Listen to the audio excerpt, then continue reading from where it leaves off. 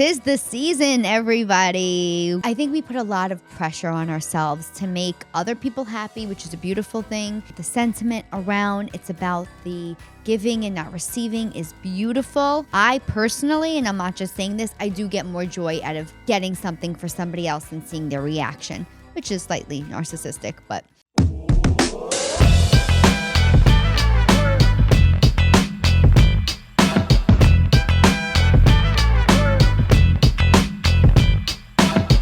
Talk. 'Tis the season, everybody. Good morning. Welcome to Coffee Talk with Cannistraci.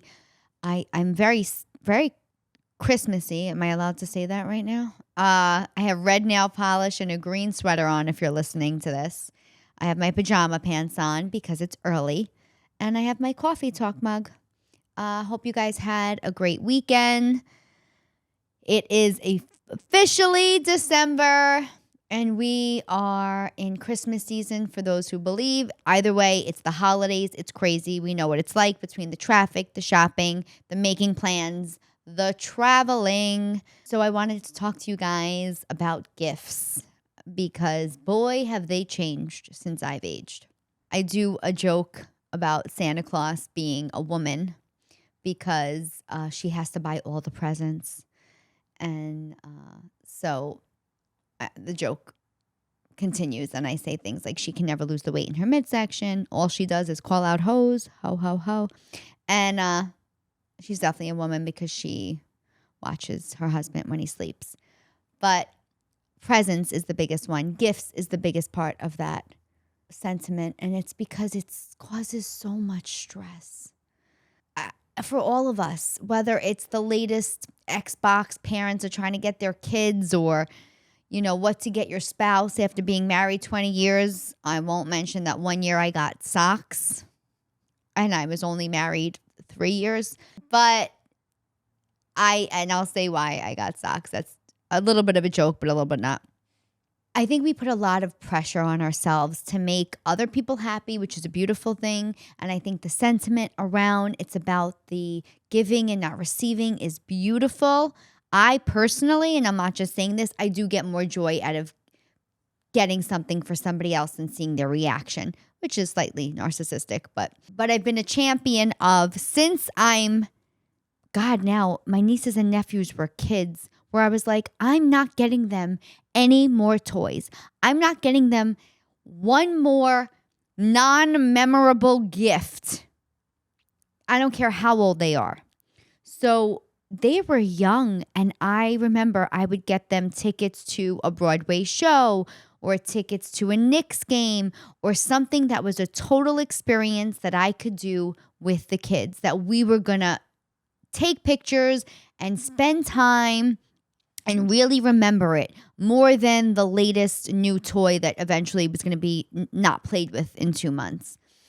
And they were young, and they really grasped the concept. My niece and nephew really grasped the concept of how special it was. And they would look forward to my gifts at that point because they knew it was real quality time.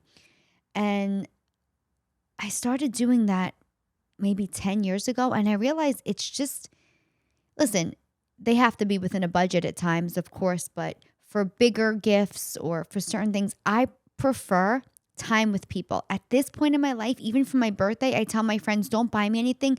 Let's go out together. Even if it's come to my house and we can stay in our pajamas because my birthday's in March and that's all I ever want to do the month of March, especially if I'm home and not on the road. But I love quality time. Somebody having to, because I know how hard it is to have to get up, get ready, go out, make a reservation. We all want to be in bed by 9 most days. I'd rather just the time with people. So I know obviously that's hard if you're shopping for kids, but if you are shopping for a sibling or a parent or a spouse, or your best friend, I think agreeing to not buy each other a pair of Uggs, and I'm not against the brand Uggs, I'm just using them as an example right now, or buying them a shirt or a tie or whatever the gifts are. Figuring out a budget, and if you guys are exchanging gifts, figuring out what kind of experience you can share with each other, whether it's tickets to a movie. Mike and I have been going. We've been making movie night, date night. I personally love the feeling of being in a movie theater and watching something on a big screen. And there's a great movie theater in town that has like these beautiful leather seats, because I kind of skeeve the cloth seats now. I get nervous that bugs and things live in things. I'm also a little neurotic. But they have these beautiful leather seats that can lounge all the way down, and you can get wine there and lay back. I actually took Chaz and Gianna to that movie theater. We all went to go see, oh God, what was the name of that movie? It was so long. It was like a 3-hour movie. I think it won the Academy Award like last year, about the atomic bomb. I'm blanking on the name of it. Venetia will get it. But it was just, I was like so grateful for being able to like lay back in the chair and relax and watch it. Like, 'cause I was almost at home, but I was watching it on this big screen. What was the movie? Oppenheimer. Yes, Oppenheimer. But that was a great experience. That to me is a birthday at this point. Like, that's a gift.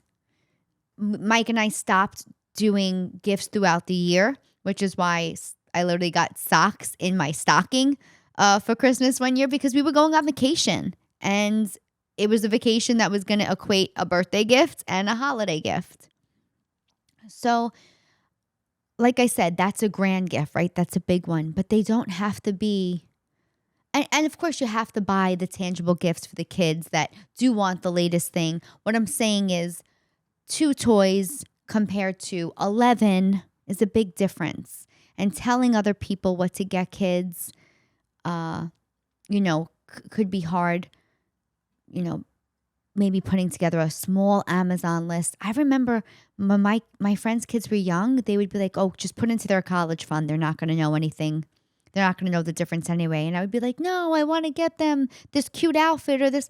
But really, there's no outfit so cute that is worth another outfit that a kid is going to dribble on and spill things on and probably ruin after the first time they wear it. So I think that spirit of Christmas and that spirit of receiving and giving really is priceless when it's something like an experience, when it's something like quality time with somebody you care about.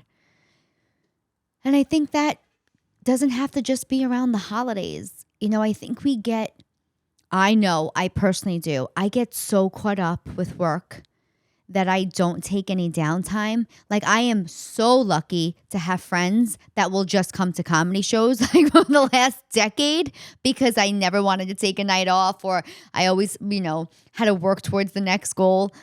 Which, by the way, just a little tag here, great gift to get somebody would be tickets to my comedy show. I promise you a great time. We'll laugh, great experience. I always do a meet and greet after.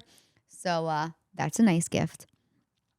But I think the holidays force me to think, okay, what experience am I buying? What quality time can I spend with this person? And that it should be something I do throughout the year. And maybe the way we think of others around the holidays is kind of how we should think of people throughout the year. Granted, of course, we're busy. Of course, we have work. Of course, there are other responsibilities. But spending time with each other, spending time with the people you really want to spend time with, even if it's a Zoom or a cup of coffee for 10 minutes, spending time with that special person really becomes priceless. I have to remind myself, yes, I have to work, and yes, I have to focus on my goals, but this is still my life. This is still a journey that I'm on. There still has to be fun along the way. I've luckily been able to manage doing that through work, because I get to share so many experiences, and it is comedy, and it is a night out, and I get to visit different cities. So I'm able to incorporate experiences that are fun with my job. But around the holidays, I think it's important to remember that time is our biggest commodity. I've said that before, and using it wisely and spending it with the ones that you love and finding ways to enjoy it is really the greatest gift of all. So, on that note, good morning or good evening. This is Coffee Talk with Tara Cannistraci. Thank you guys for tuning in. Again, leave your messages or comments. I love to hear from you guys. That is the gift you give me. And if you want to give me a gift, now that we're on the topic, make sure you share this podcast if it resonated with you. I would love subscribers as a gift from my current subscribers. So thank you guys. Seriously, have a great week. Coffee Talk.